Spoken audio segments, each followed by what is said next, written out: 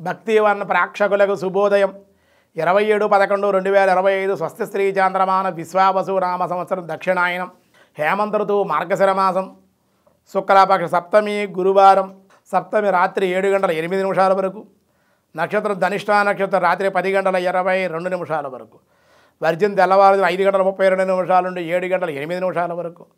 దుర్ముహూర్తాలు ఉదయం 9:56 నుండి 10:14 వరకు. మళ్ళీ మధ్యాహ్నం 2:22 నుండి 3:06 వరకు దుర్ముహూర్తాలు.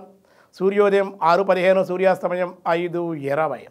అమృతగల ఉదయం 11:47 నుండి 1:21. రాహుకాలం మధ్యాహ్నం 1:30 3 గంటల వరకు కూడా రాహుకాలం. శుభ సమయం ఉదయం 6 గంటల నుండి 7:30 వరకు. సాయంత్రం 4 గంటల నుండి 5 గంటల వరకు కూడా శుభకాలం ఉంది. ఈరోజు ధ్రువయోగం ఉదయం 9:25, గరంజి ఉదయం 7:12, అలాగే వని రాత్రి 7:08. దినారంభ చక్రంలో ఈరోజు మేషరాశి వారికి అనుకూలం. చేయి వృత్తి వ్యాపారాల్లో అనుకూలతలు. వృషభ రాశి వారి కుటుంబ సమస్యలు, దానివల్ల అనారోగ్య సమస్యలు, అధిక ఖర్చులు పొందే అవకాశం. మిథున రాశి వారి విశేషమైనటువంటి రాజయోగం. ధన విషయంలో ఇబ్బందులు ఉండవు, అన్ని విధాల అనుకూలం. కర్కాటక రాశి మిశ్రమ ఫలితాలు, అధిక శ్రమ అనంతర ఫలితాలు ఉండే అవకాశం. సింహరాశి వారి స్త్రీలతో విరోధంగా ఉన్న స్త్రీల విషయంలో జాగ్రత్తగా ఉండాలి, లేదంటే గౌరవభంగం, స్నేహితుల వల్ల ఇబ్బందులు.